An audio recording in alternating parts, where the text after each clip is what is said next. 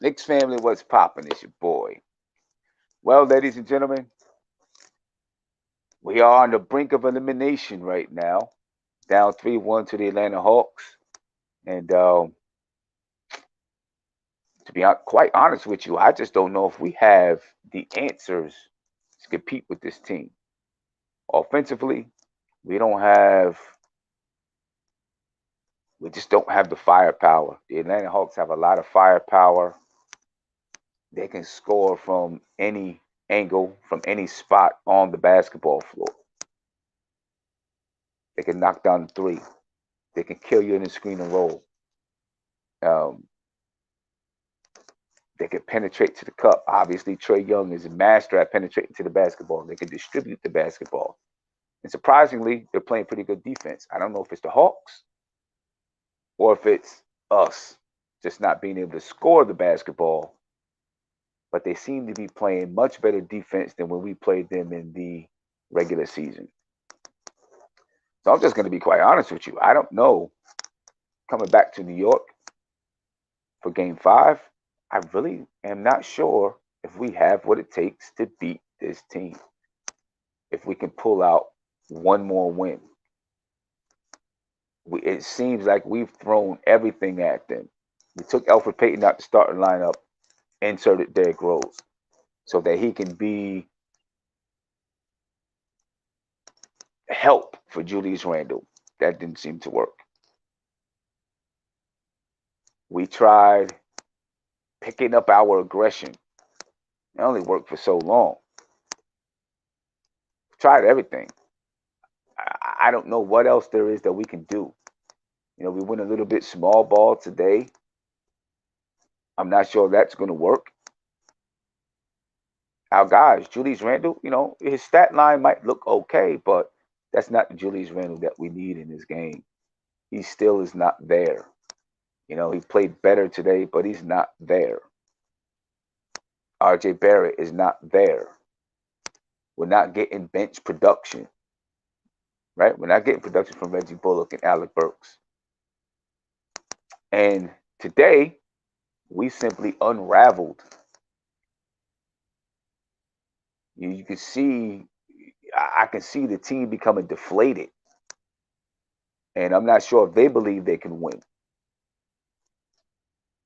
It's tough. It's tough, ladies and gentlemen, but you know, we got one more. So we're not going to talk about celebrating the season yet. We'll talk about that when the Knicks are, whenever they get eliminated. And I'm not saying they're going to get eliminated in game 5. I'm just saying whenever that is, we'll talk about the season. Right now, we still got one more game to go, at least. And we got to see if we can figure out something, some way, somehow to pull it out. Because if not, you know, we'll be going home and Atlanta will have eliminated us at the Garden, on the Garden floor. Not exactly sure that's what we want, but hey, might be what happens. Got my man Die Hard getting ready to join us. Here he is. What's up, Sam? Die Hard, what's poppin' with you, brother? How you feeling, man? Feeling bad, man. I'm embarrassed. I just put that on Um, on Twitter. Can you hear me? yeah, I can hear you. I can hear you.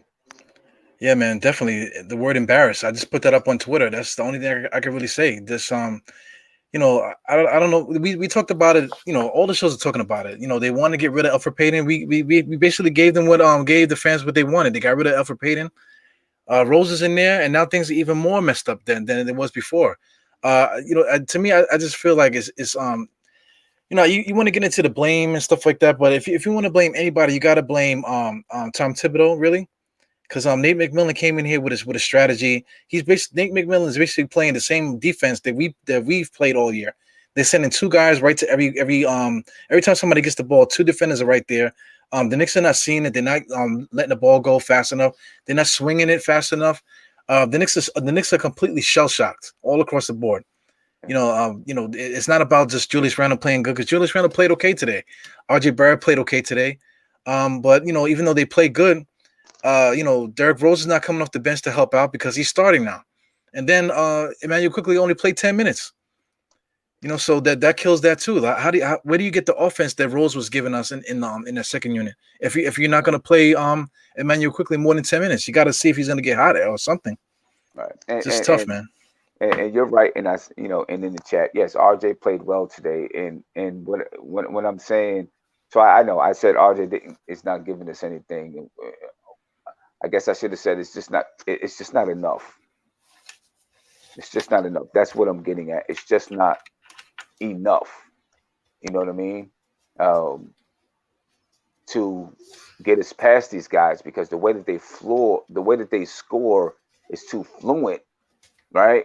Even when RJ scores or when Randall scores, it's all about each guy's got to get the ball, hold it, and get in rhythm. RJ can catch and shoot, on kickouts, obviously, but it's just so much slower with Atlanta. The ball, the ball is moving, and as soon as it catches somebody's hands, they're up in the air, knocking down a triple, right? Bogdanovich up in the air, knocking down a triple. Gallinari got some of his specialty shots off, two dribble pull ups, two dribble pump fake, get the guy in the air, pull the ball up. They just like you say the word smooth, man. They get in it. They got enough time to look down at their feet at the line and then pull up. If the defense is there, they just basically whip like this, taking one step and looking at the rim and then just they're just letting it go. They having fun out there, and you can see the Trae Young's energy is what's driving him as well because he comes down and he gets into the basket when he wants to. The defense is not coming. It's just the Knicks are a step slow every facet of the game. And it's embarrassing. It's embarrassing. They're doing, yeah. And right now, Atlanta is just confident that they can score on us just about any time down the floor, or at least get a very, very good shot every single time down the floor. And they're pretty confident that the Knicks can't get a good shot anytime down the floor because of the defense that they're playing. Yeah, they're laughing at us all the way up and down the court. And then now, at the end of the game, we got guys getting flagrant fouls. You know what I mean? Out of frustration, right? And when it gets to that point, you're done. You're done. When you get to the point where the only thing you can do, the only strategy you have now is to get physical, you're pretty much done. That killed me watching Burlock fighting at the end there. He played 33 minutes, got 0 points, and at the end of the game, he looks like he wants to do fisticuffs. He's doing like this. What's going on here? That was totally embarrassing. Yeah, it's tough to watch because the season was so magical, and now the only way to reclaim that magic is if they can get a win in Game 5. Play well and not get a win that's like get a win that, and it doesn't have to be a blowout, but a win that where there's something in there that you say this can work for another 2 games. I just don't know what it is. It feels like we've thrown the kitchen sink at these guys, and we just haven't been able to find that one thing that is going to consistently work. Where they have the way that they defend Randall, because even though I'm not exactly sure what Randall shot today, right? But he didn't shoot a super duper percentage from the field. Okay. So even still, he played faster. I will say that. He got into his shot faster. He looked to get into the lane quicker, which did cause them to collapse. So he can kick it out. Right? Or, just put pressure on the defense. He did a better job of doing that today. It didn't work. Yeah, he was 7 for 19. 2 for 4 from 3. He shot well from the free throw line, 7 for 9. He did have his 10, 7. He did what he's supposed to do. He always gets 5 turnovers. He gets a lot of turnovers. He did what he had to do, but it's just all across the board. Every single play that you can imagine was out there doing. They just was always one step away. A couple times, Julius Randle got caught in the mellow box where he just tip tapping, doing like this. A couple times. Just Reggie Bullock's not giving us anything. Just straight across the board, making Taj Gibson the starter. Instead of starting Nolan. Well, this whole thing, they threw everything off, man. So I mean, we play on Wednesday. So I just don't know what can we do to because I mean, like, are we gonna make another lineup change? Are we gonna make Julius Randle the center now and play that game? You know, what can we do? Does I know we got the two we got Steph and Andy in here. What do you guys think about what's happening here, man? Start Luca.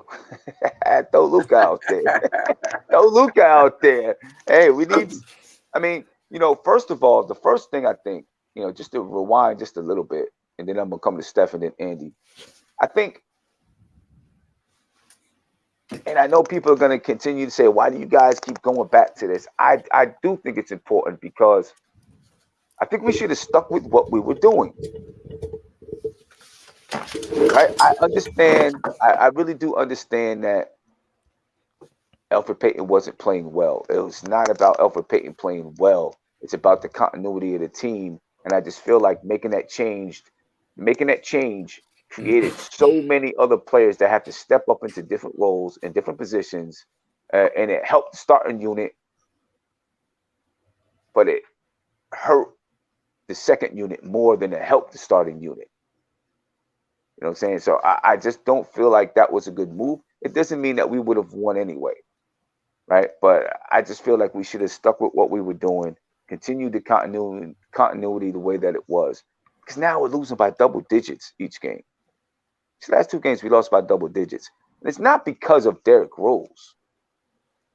That's not what we're saying. I see people and on Josh's the controversy that Josh put out this morning, oh, you guys are blaming Derrick Rose. No. Derrick Rose is playing good basketball for us. That's not the problem. The issue is his presence helps us more working with the bench players than working with the starting lineup. That's the issue because that's what we've been doing all season long. You know what I'm saying? And to me, that's the issue with starting Derrick Rose, not because of Derrick Rose. It really doesn't have to do with him as a player and his performance because he's playing great basketball. You know what I mean? It really just has to do with the continuity of the team. I feel like the move showed early desperation by the Knicks. And to me, once you show desperation, a team is going to pounce on you. And now, you can't make the move back, in my opinion. Yeah, Can't make the move back. Right? I guess you can do anything now. You're down 3-1. You can do anything. Right? But I don't know. well, I don't know. so, And I do feel like Tibbs is getting. I don't feel like Tibbs knows what to do or where to move pieces, and maybe we just don't have the pieces, but where to move pieces to make the adjustments. I don't know if either he doesn't know what to do or we just don't have the pieces that he needs to get it done right now. well, I wanted to say like from Nate McMillan's standpoint. Let's say if you're Nate McMillan, Sim, and this is happening with the Knicks. We have a game plan and it's working, and they're floundering. What are you telling your team? What is going on that side of the ball? Because I mean, I feel like everything that he did is just galvanized whatever the Atlanta's been doing. Their confidence is way up. So I mean, the Knicks got to figure out a way from that standpoint where they can figure something out and get there. So like from a coach's standpoint, if that's happening to your guys, what are you thinking on your end? What kind of energy are you giving off on your side if you're Nick McMillan? Yeah, I get it, and Severink says when we start the game with Peyton and Noel, we are playing 5-on-3 offensively. That is fully understood, Severinks. We get that 100%, 100%. But tell me the results that we've had in 2 games with Derrick Rose and Taj Gibson as the starters. What have been the results? It's all about the results. It's not always about the different pieces of the game. It's about the results. In game 3, we changed the starting lineup. We started the game off better. We had a lead at the end of the first quarter. We were down double digits at halftime. We lost the game by double digits. Results. Tonight, we started the game better. Or today, started the game better. We're down at halftime. We lost. We got blown out. Results.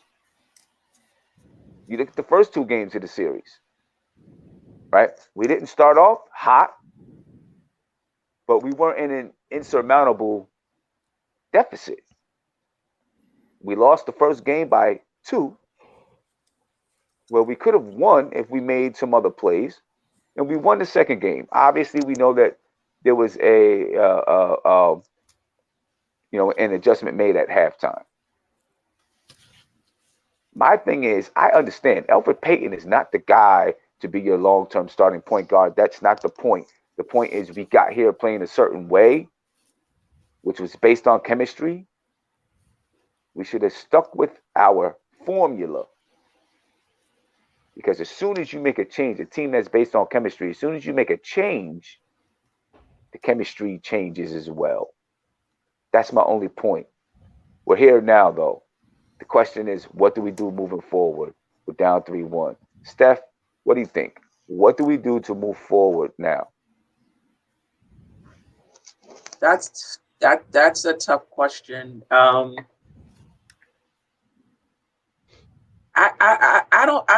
think we have to do what's best for the team. If going back to that starting lineup is best for the team, I don't think that we should be worried about how it looks.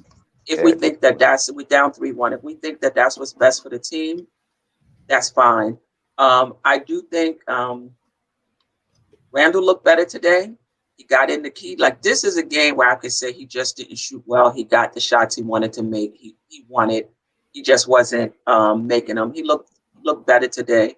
He didn't shoot well, but neither did Trae Young. But Trae Young had a much more impact on the game despite his inefficient shooting. I think, I don't know, Sam. I may have to pass that over to Andy, man. I don't.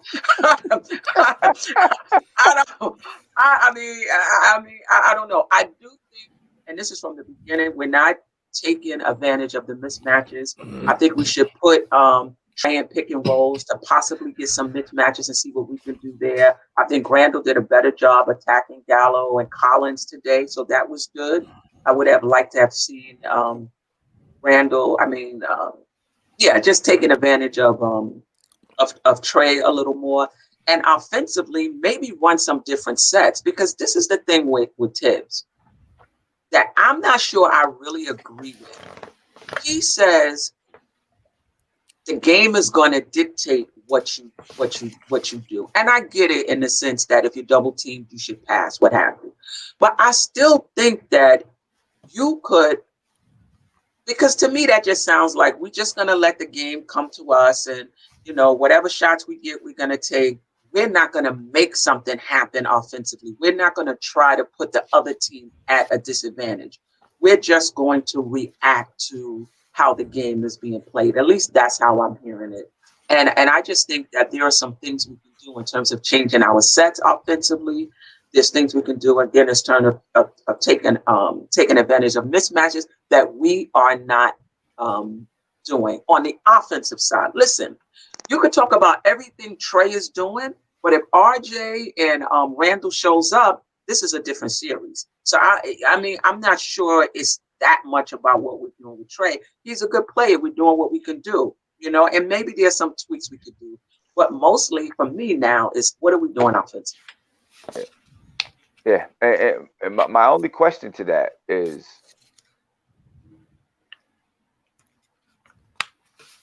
at this point, can you put something in new offensively and they actually pick it up and execute it? Just a wrinkle, maybe. Yeah, Yeah, you're right. Nothing like really new, but maybe just like a wrinkle. yeah. I mean, we need something because we're stagnant. What did we score today? Did we get 80? Well, 96. We got 96. Yeah. And, we had 3 or 4 minutes of garbage time. And I see Majid Wheeler says, they're NBA players, Sim. I get it. They are NBA players. It doesn't mean that, you're going to add something new and they're just going to pick it up right away and they're going to execute it. Yeah, they can go through what you're asking them to do, but there still is a level of chemistry and whatever that play is you're asking them to do, understanding the other players' nuances when you're doing that certain thing, and what do the other players do. I'm not saying you don't try it. You got to try anything. You got to try anything at this point.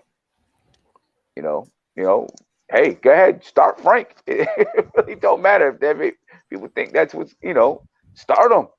You can start whoever you want. Start the bench. Who cares? We gotta try something now. I don't, and me, just looking at the games, I don't know what to do. Tibbs is a much better coach than I am, so I'm hoping that he has some answers to that. But I'm watching the games and I don't know what to do. I don't know how to get this offense started, you know? Sam, I will say today seemed to be more about missing shots than the other games. The other games, Randall are like a deer in headlights, and the offense just seems disjointed. Today, to me, it just seems more of an issue of us missing shot. Randall missed a lot of chippies. RJ was pretty good. Yeah. Bullock missed. I mean, he didn't take that many shots, but there was a few timely shots. Had he hit it, it would have definitely helped us. I just think we just didn't hit the shots today, but the offense looked a little better. Yeah. Yeah. I mean, they definitely played a little faster, right? More up tempo from the beginning of the game. They tried to get in and go downhill, try to get going downhill. And it always feels like everything that the Knicks try, it works for a few minutes, but it fizzles out. And then the Hawks eventually just start hitting shots, making shots, getting into their offense. They're a team that's not worried and a team that's very, very comfortable, scary comfortable, in my opinion. Yeah, they're too loosey goosey out there. You got to give Yeah. credit to the defense too. They're sending two guys every single time. So every time they make it like during crunch time, RJ Barrett had to come in and make his best move in order to even get to the rim, and he still missed it. Because they always sending a guy right there and messing up everything that we do. So it's the way that with the Knicks win, we get their offense to play anxiety basketball. They get when they get their shot, they have to kind of just throw it up. The Knicks are the same way because every time we're open, they already have the defender right in our face already. You know what I'm saying? So we're playing behind the 8 ball on both sides of the ball right now. Yeah. I feel like there's no answer really, man. I want to see what Andy got to say. It's harder. Yeah. I don't know what the answers are. Andy, maybe you got some answers, man. Other than Frank, Andy, other than Frank. Yeah, what's up? No, Steph. I'm not gonna start Frank. Don't worry about it. For me, I got two main things. First thing, I'm blaming most of these losses in this series on Thibs. I think he, like Sim said, he made the adjustment in the lineup a bit too fast, like a game too fast. If we were down 3-1, okay, you can roll out everything and you don't look desperate. I mean, you look desperate, but it's your last chance, right? I think exactly like Sim said, making that move, throwing in Rose in the starting lineup was a game too fast. And you could do it like also Sim said on the previous shows, do it from halftime. Don't do it from the jump. Now you got basically no way to get Peyton back in the rotation. So we see Rose playing really good basketball, but it clearly looks like he's running out of gas. Yeah. So he can't go the kind of minutes that we need him to go. Right. That's why, those few minutes from Peyton, from any other guard would help. Meanwhile, you could point fingers at players. Quickly's not playing the game that he played in the season. Bullock's not playing the game he played in the season. Obi, he's a shocker for me because he's playing better basketball than he played in the season, but he's getting so small amount of minutes that he really, can't, put this team on his, shoulders and run with it, right? Yeah. Andy, can I jump in right there real quick? How is that the easy route? I'm sorry. I do feel like Obi should be playing some more minutes right now because to me, when he's in the game, I feel like the offense is opened up a little bit wider because of his style of play. You know what I'm saying? I do. I feel like it's opened up a little bit wider. Exactly. I do want to say to Steph. I mean, I'm sorry, not Steph. I want to say to Kev, Cornerstone Kev was in the chat. He was asking to get in. Cornerstone, go to the Twitter NBK panel chat, and there's a link in there for you to get in because I'm not in my studio right now. But and going back to Obi's minutes, I think that's clearly because he's more of a fast-paced player. So the Knicks move, you never see Randall getting up the court like Obi, right? So I think that's one of the main differences. But for me, Thibs's defensive scheme, I think he barely tweaked it through the whole 4 games. He barely did it. And when they trapped, on top of the pick and roll, I don't know how you say it, they hedged him or whatever, right? That by luck, basically, Taj did it this game. Netherlands did it, previous game, but one time, and we always Right. got a steal out of it. So I don't know why not to adjust it. And if Trey is cooking, you can go back always. Try it 3, 5, 10 possessions and see what's going to be the outcome. Yo, this game we were down 25 points, 7 minutes to go. Why do you not try Frank on Trey? If he's in the game, just try. Just see a possession 2, 3 until Nate McMillan takes Young out. If he's gonna thinking, okay, these guys gonna just want to see if Frank is gonna pan out, so I'm gonna take Trey out. But you could at least see. So he puts in Frank like 2 minutes to go when Trey is on the bench. So it basically gives you nothing. This game was lost 5 minutes till the end. You should have tried to put guys off the bench and see if they can do anything to these guys, even if it's only garbage time. Just try to do it.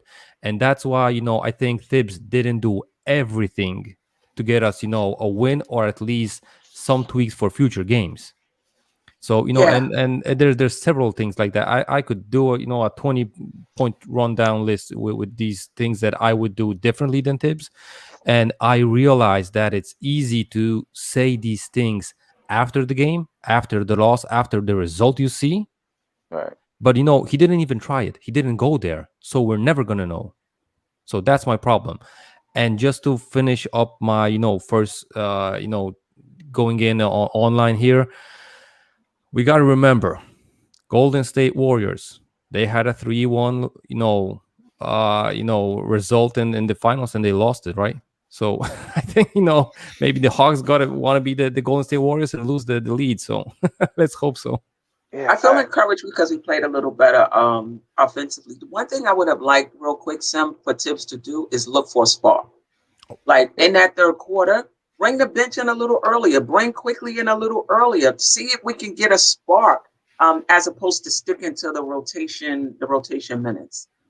And Steph, just to jump on also on that point, I think Tibbs didn't tweak the offense like anything. Just didn't want them to go faster or anything, because when you looked at the box score, it clearly looked like we just had a bad shooting game.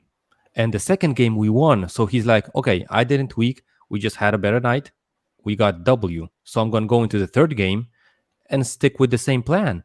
We again had a bad shooting night. And, he was like, probably, okay, I'm not going to tweak it that much. And we're down 3-1 now, instead of, trying to do the adjustment faster. And, I think the problem is that Nate can adjust in game really fast. Like Sim said, we try to run. He adjusts, like it works for 3, 2, 3, 5 minutes, and he adjusts. Thibs needs a halftime. He needs a night over it just to try to think on it. And I think that's a problem. And I think that might be a problem about the matchup, because maybe if, for example, the Hawks got on the Heat, it would be Spoelstra without coach him. Maybe we without Coach Budenholzer, and that might have been sometimes just a coach clash is even more important than the players.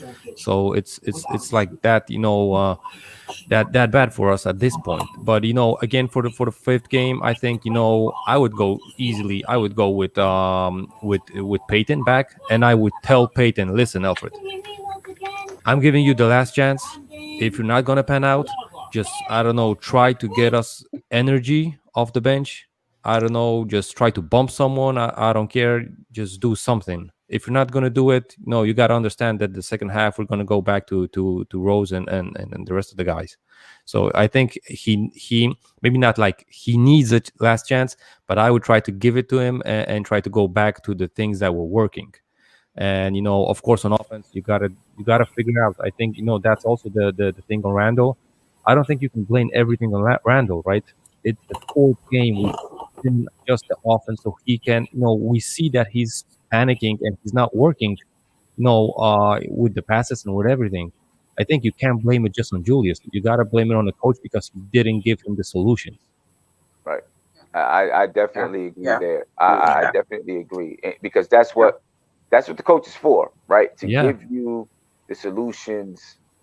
My question is to you because one of the reasons why Atlanta can adjust to a lot of things is because they have so many different versatile players. Yeah. Personnel, Like right? they are so versatile, and they can do so many things on the floor.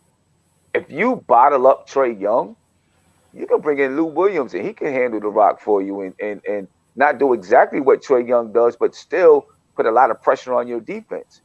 You can get the ball on the, on either side of the floor and let Bogdanovich and Gallinari or Bogdanovich and Herter go to work because they can handle the rock, they can go to the basket, they can shoot the three. So they have so many different options to be able to put pressure on the defense, to score the basketball. They can knock it down from the mid range. They can knock it down from three, and they take efficient shots. They're not just throwing up anything when they're out there. I feel like everything that they do is very, very intentional on the offensive side of the ball. Right. And the Knicks don't have players like, and I'm not trying to knock the Knicks, but all season we played with effort. We were successful with effort, not really IQ, right? We were successful with effort, and I just don't know if we have the guys that can say, well, you know what, Bogdanovich is doing this, so let me defend him this way or that way, like on their own on the fly.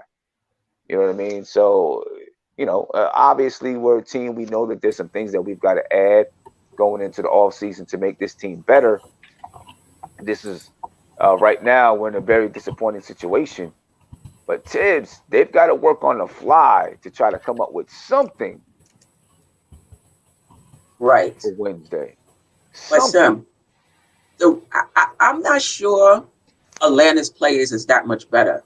They looking that much better against the Knicks. If Gallinari was on the Knicks right now, the outcome would still be the same. He should not be putting that ball on the floor. Like we're saying, oh, look at him.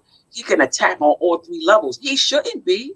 There's no reason why Gallinari should be beating you, dribbling the ball into the lane. Defensively, whoever that person is, they're out of position. Randall. Right. He should only be a spot up shooter. Lou Williams, they weren't even playing him. And maybe they weren't playing him because they were saving him for the playoffs. There's no reason other than Bogdanovich, hunt to those guys. If your defense is the way it's supposed to be, you take a few of those players out of the game. The way they've taken a few of our players out of the game. Bullock is out of the series. Burke, other than game one, is out of this series because of their defense. If our defense was that much better, we would take some of their players out of the series. The other thing, don't underestimate what a player like Trey Young is doing to make them look better than they are. If we had a point guard like that, we would be looking better than that because Bullock would be getting open shots. Burke would be getting open shots. Noel, if he could catch the ball, all he would have to do is dunk it because that's all Capella is doing. So I think I don't know. I don't even like my mind is just it's Trey is making them look their supporting cast look better. Just like Randall made our supporting cast look better. And he's out of sorts right now, and so are they. Yeah, it's tough. Let me get to the super chat, and I'm gonna come to Cornerstone Cav. Shout out to Peachtree Ministries. Somebody from Atlanta, obviously, said Trey's dropping 40 and 12 in the Garden. Watch, whatever. Go ahead, enjoy yourself, Atlanteans. Enjoy yourself. Cornerstone, what's going on, man? Hey, Sam, salute to you, Ebru, Andy, Steph, the chat. I have no words right now. I'm at a definite loss. Today's me and my wife's 22nd wedding anniversary, and happy anniversary to you, man. You thanks, should bro. have been watching the Knicks game. But say again.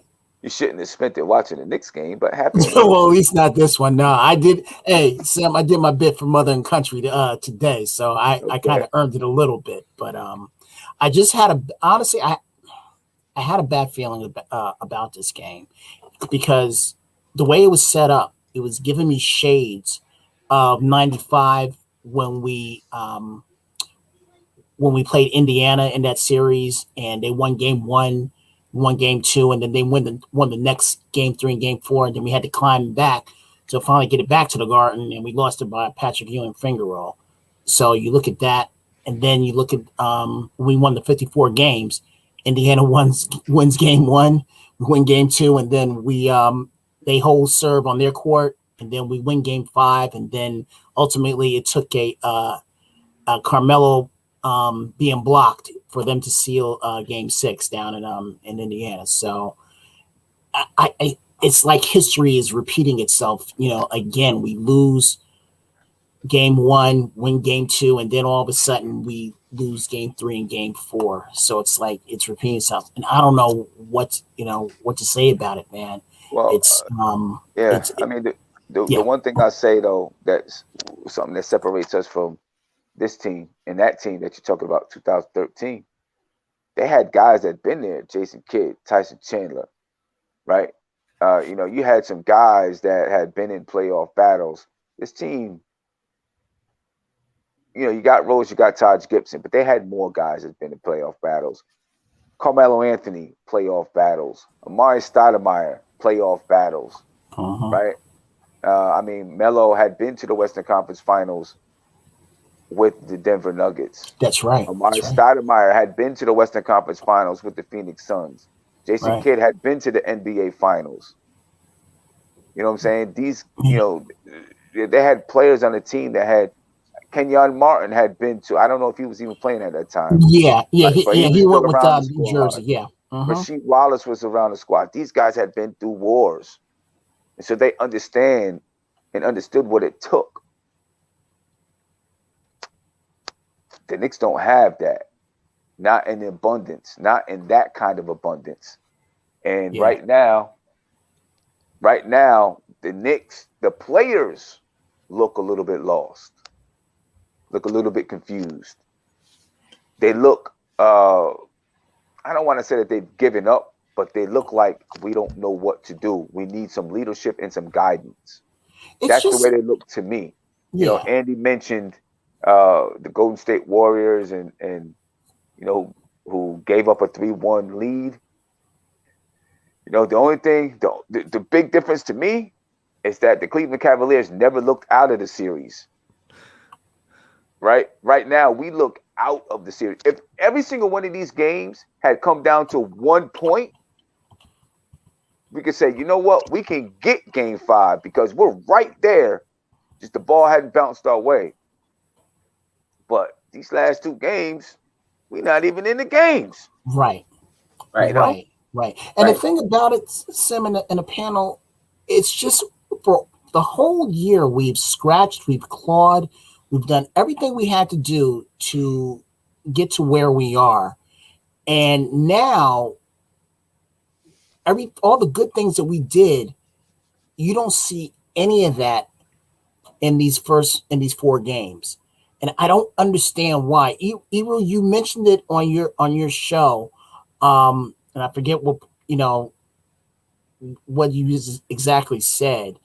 How we don't need anybody new or anything like that. You were on that wavelength of we're just not playing our game.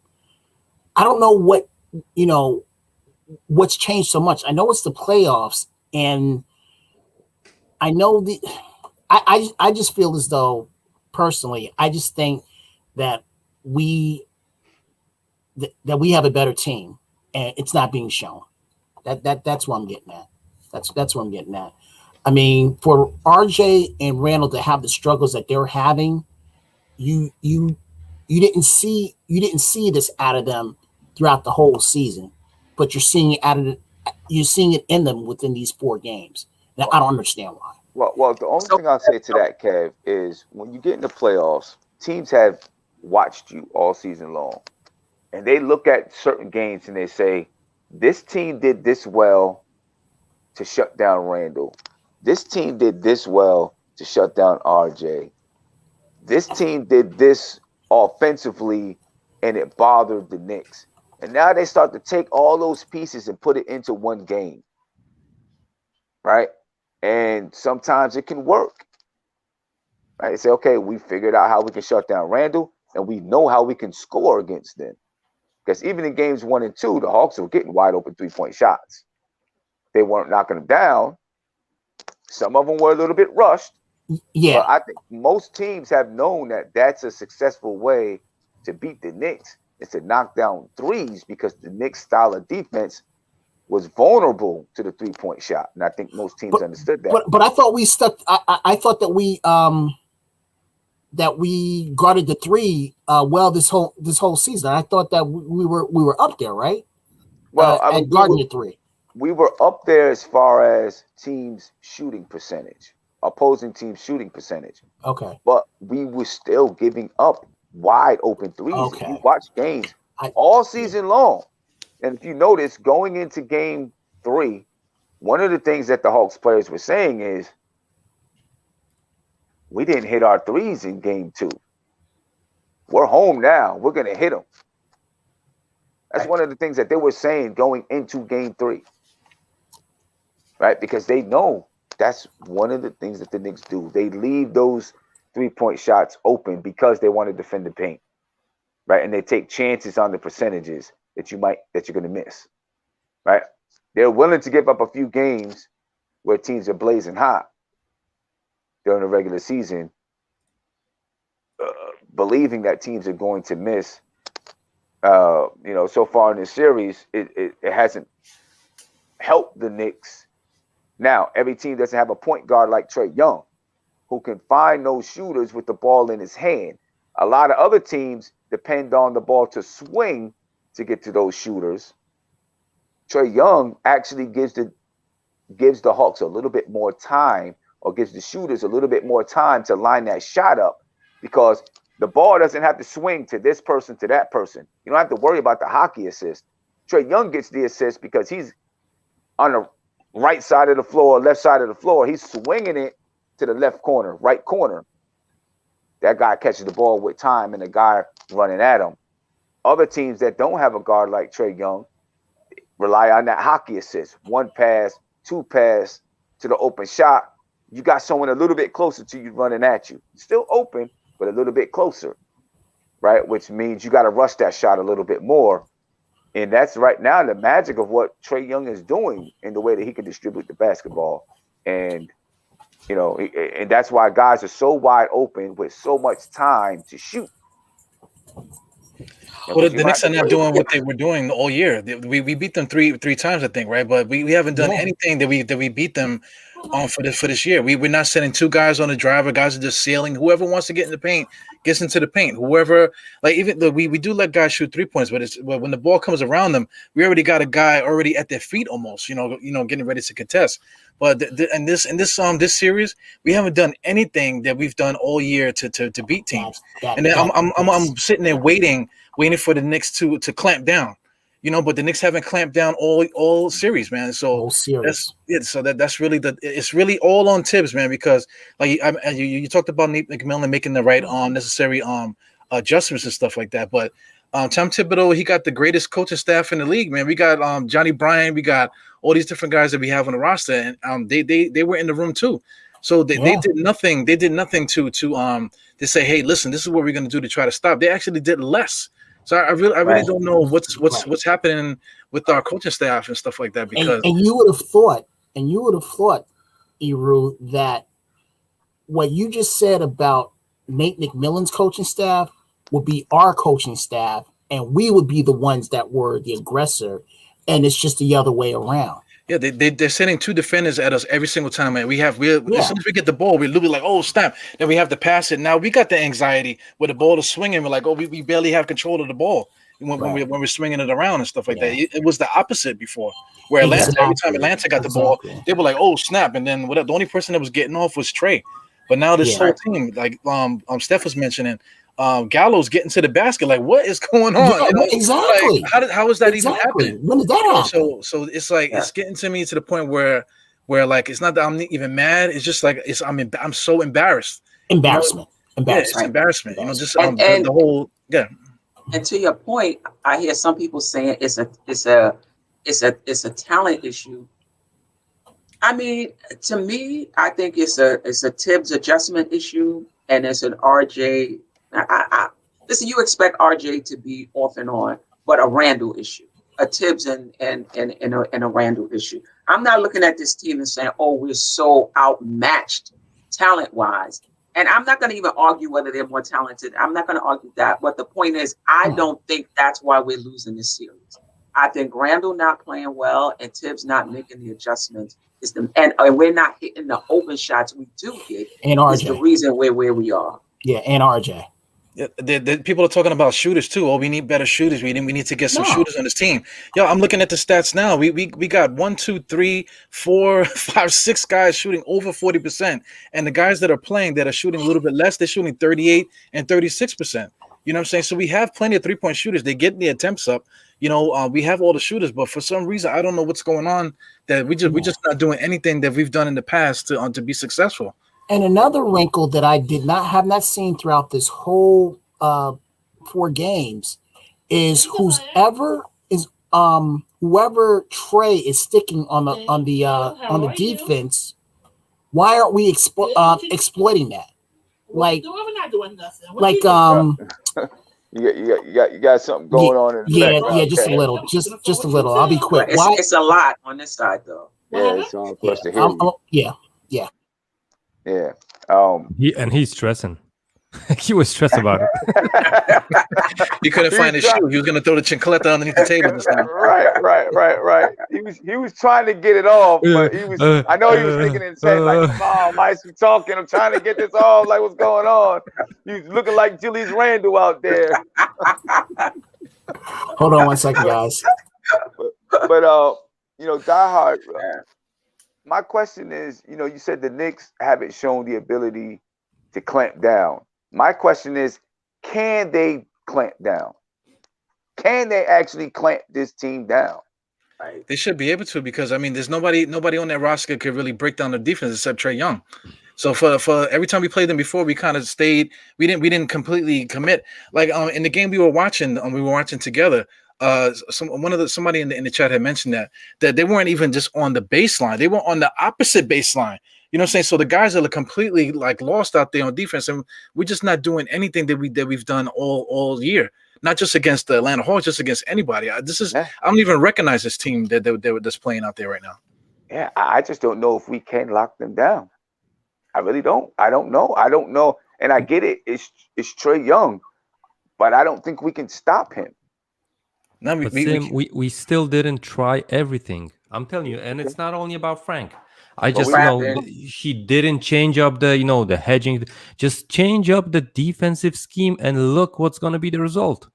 If it's not going to pan out, then go back, whatever, right? But if he doesn't change it, we're never going to know. And we're going to be thinking about it whole summer. That's going to be the problem. Hats off to Nate. Defensively or offensively? Right now it's both. Yeah, I think Nick McMillan, he's done everything, all the necessary adjustments that he needed to stop us. He's done it all. And I was trying to make that point in the beginning before we started when I was talking to Sim. It's like if you're Nick McMillan and like you're playing chess against the other coach, right? So when you see your coach take out the starting point guard and when you see your coach start doing all this other stuff, now you're on this side. What are you telling your guys on the other side, man? You're galvanizing your team. So it's at the point now where Atlanta Hawks, they got all the weaponry right now, on their end to continue this to finish this series off. And the Knicks, they have to literally get back to the drawing board, on this thing and figure this thing out. And how many open shots we had today that we missed at the basket? Open 3-point. I don't think Atlanta's defense, and I'm not trying to take anything away from them. Their defense is like anybody else's defense. If you clamp down on something, you're going to give up something else. Exactly. But what they gave us, we missed. Like Randall, I didn't see them putting that wall behind whoever was guarding him. Randall was able to get right to the basket. He missed chippies. Yeah. He missed a lot of those. A lot of those shots. There was a lot of missed layups. A lot of missed open shots.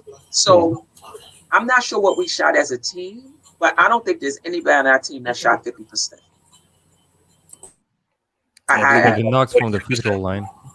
We shot 42. Say that again. Kevin Knox from the free throw line. I think he made one. We missed. So I think if we hit those shots, it's a different. That lead in the third quarter doesn't get to where. And then after that, once they got the momentum and anything they threw up, they was hitting. Does anybody see a lot of? Hold on. Does anybody see a lot of selfishness within our players a little bit? It was the whole season like that, Kev. That was the offense. Go through Julius, go through someone else, go through D-Rose, right? D-Rose was passing out. Julius was passing out as well. But most of the time, he just gets the ball and he's supposed to make the play. Yeah. And, when he stutters or he's panicking or he's stressed out, the offense looked terrible. You saw the possession today. I don't know if you guys were watching on national TV or whatever. I had only on League Pass. They only had the national TV. And they were in the huddle, and Nate said, like, listen, pass off the good shot for the better one, and they were doing that right off the the timeout. Whoever had the shot, he passed off to Bogdanovic. Bogdanovic had the shot, he passed off to Hunter, whatever. They were playing with us, and that's what Nate McMillan should say to them. Listen, don't panic. We got a 2-game lead. Even if we don't hit the shots this game, we're still gonna be up. And if they're going to be playing, easy, no stress basketball, just passing up the good shots for better ones, they're gonna get that W. Yeah. Spreewell had mentioned it in a chat. There was a play where Burks got it off the rebound. He was coming down, and he had Obi off to the right. To the right, in the corner. And he missed it. And I think were we down like 2 or 4 or something. I think we were down like maybe 2. Yeah, we were kind of on the run. Passed it off, but tried to take it up himself. We lose it. We missed a shot. They come down and hit a 3, and we're already down 5. It's stuff like that. That was just driving me crazy. You had Obi right, wide open. He's capable of hitting that shot, and you just looked him off. And if I was Obi, I would have went up to him like, "Yo, what's up?" Nah, he's not gonna do that. He's a rookie. Hey, but they missed him a few times. Yes, they always miss him.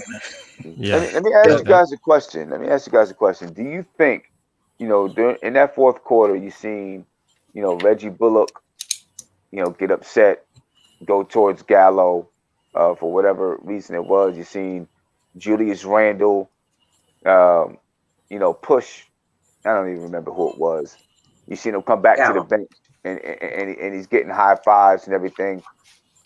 Do you think those things were intentional to kind of send a message? But they were too late, though. Yeah, too late. Right, too late. Right. But to maybe send a message like, when you come back to the Garden, expect to hit the Garden floor. Definitely, Sim. Definitely, that was intentional because Bullock got that elbow in the back. And one thing, I got stressed because we know that Bullock had that back problems, neck problems. That's not a thing you need to get even tweaked, whatever, because you can be out for the rest of the season.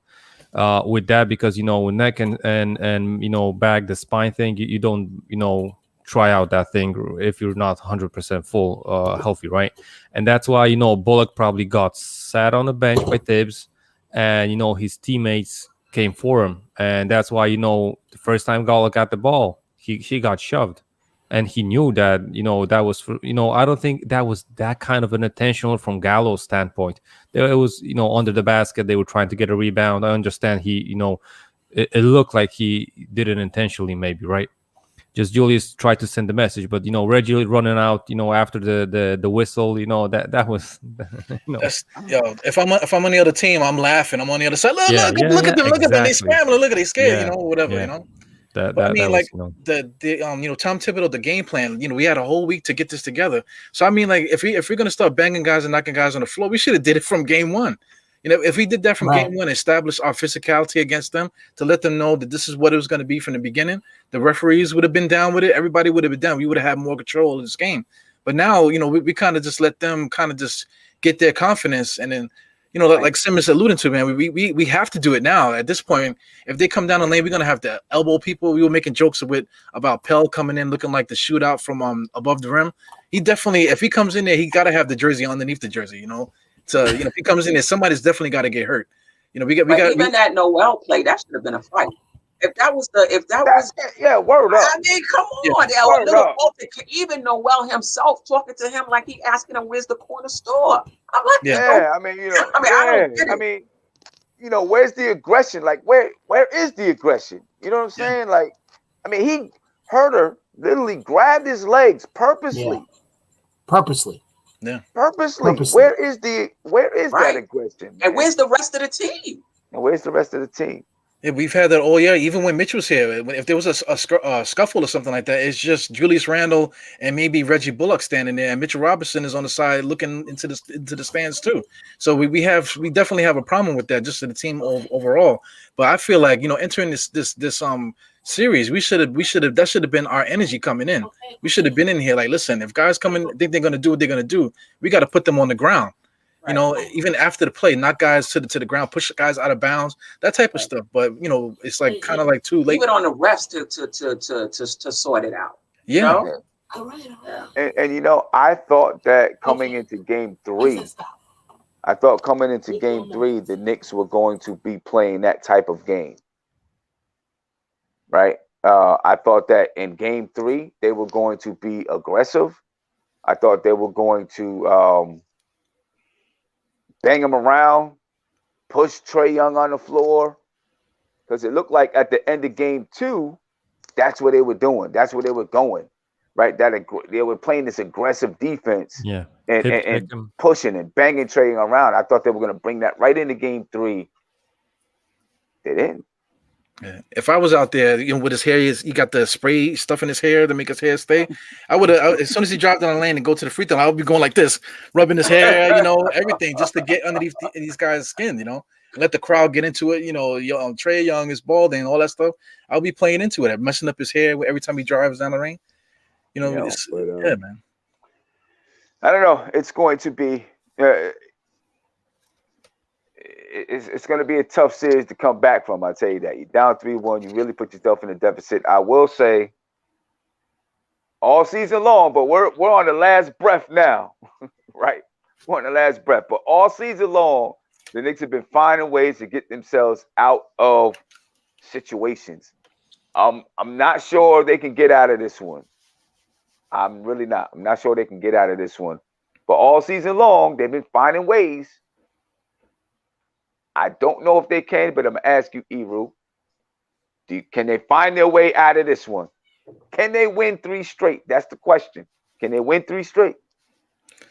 I don't know. It's because they just play a style of basketball that counteracts everything that we do well.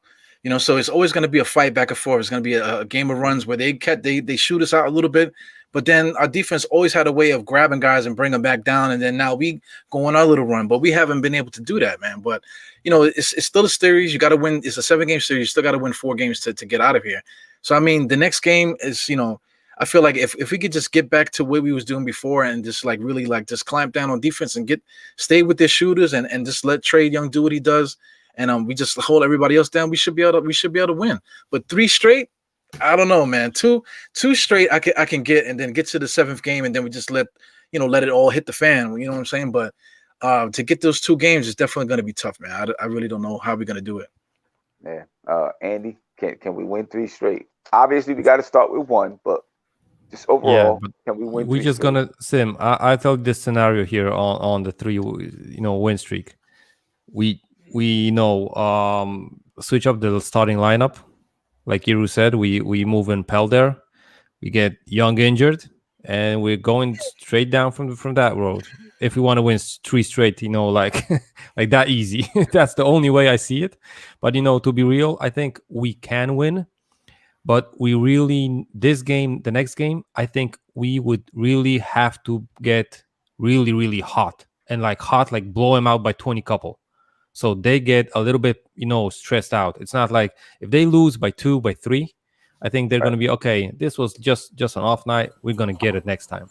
If they get blown out by like 25, and it's like from the second quarter, it's like the lead is like above 20, and we never go down, they're gonna get stressed out, and Nate is gonna be like, listen, then we might have had these 3 games, a little bit of luck, and but I think it's really possible. The next game is really important. Not to mention, if we lose, we know we Yeah, it's a must. we're gonna hit LaGuardia to Cancun, but This is a must win. If there was ever a Yeah. must win, this is a must win. This is it. right? Yeah. This is it. This is it. Steph, can we win 3? We can. I think it's going to be tough. Obviously, we would have to win in the Garden, and we would have to win Game 6 to get it back to the Garden. I think how we win, first of all, if we win tomorrow, we would have to. How we win is going to say a lot about what Game 6 is going to be like. If we win by like 1, I'm not that confident going into Game 6. I'm not saying that we can't win it. I'm not that confident. But if we go out and we look the way we looked in the regular season and we win that game, then I'd be much more confident that we can go back to Atlanta and win Game 6. Just got to get it after you win tomorrow. You just got to get it to a Game 7. Yeah. I mean Wednesday. Right. And I see someone said, y'all know you just lost by 25 to the Hawks. Yes, we clearly understand that. We He's watched a the Hawks game. fan. He's a This Hawks is the fan. troll. Kid Yeah, Ray. yeah, I yeah. don't understand why they come. I don't get it. Listen, It's we Andrew watched the Jones. game at the same time that you watched the game, man. We get that. But each basketball game has its own story to it. Yeah, All right. basically. Cornerstone, can we win 3?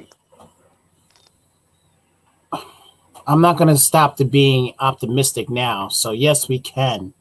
I believe we can, but it's got to take a collective effort. It's got to take a collective effort. They got to hit their shots, play team basketball, and whatever happens, it happens. Control what you can do. So if they do all that, then yes, we can win. We can win all 3. Unfortunately, we got to take it one game at a time. When is the next game? Wednesday. Okay. It all comes down to this: you either win or you stay home, Well, and you stay home and you pack up, your locker. I mean, you win or you go home, not stay home. Well, no, You well, either they win will or already go be home. Well, they will already be home. They will already be home. Yeah, they'll be home. So Yeah, they'll just they go will home already and get be into home bed and everything. and cry. Yeah, That's and what crying and happens. everything. And then the thing about it is the stigma is going to come up about these guys. Like, well, the narrative will be like, "Oh, I told you, Randall isn't a max player." All the narratives are going to come up. And Ebro, you know what I'm talking about. It's all going to come up, about him, about RJ, about everybody. People are going to be hating on Bullock and Burks, and it's just going to come up. So, Yeah. but it is what it is. So, And like Guard Up Knicks just said, every game going forward is an elimination game for the Knicks. So yes. we'll see what kind of desperation they understatement. respond with. Man. Yeah. But look, guys, I appreciate your time. Making adjustments as we are. I'm not in the studio. Successful adjustments though for us. Yeah. Yeah. You know what I'm saying? That last podcast was amazing, right? Thank God for Steph right. for the hospitality. We got the phone going. We had everything going. Yeah, I saw that. Y'all was doing your thing. I was like, okay. We was cooking with oil, man. Yeah. Cooking with oil. Crisco. But Before we go, Sam, oils. Sam, Vegetable oil. Sam, before we go, vegetable. I just want to show this again, because everybody keeps forgetting that that even with the Any Star hosting Won the Dynasty fantasy league. podcast, I won the MBK fantasy league there. I had to make And my buy own himself, trophy. and he had to buy himself the trophy. So I had to buy I gave out trophies. yeah. I made my own trophy, man. So just had to throw it out there again. Anyway, ladies and gentlemen, I'll be back in the studio tomorrow. Thank you for your time. Please make sure you subscribe to the channel, ring that notification bell, and Die Hard, Andy, Steph, Cornerstone. I appreciate you all. I'm about to get on the road in a couple hours. Well, I'm about to get on the road in about an hour. Get back to Maryland, man. So There's not really much to dissect from from these two, right? No, it's not much right now. You know, we kind of know where we are. Yeah. Bottom line is win. You just got to win. Just win, baby. Yeah. That's it. Yep. Don't matter. It don't matter what you do. You just got to win. Got to win. Yeah. So, anyway, appreciate you guys, man. Okay. Peace with everybody. Peace. Enjoy your Memorial Day. Yes. Yes. All righty. All Take right. care, guys. All right. Later. Take care.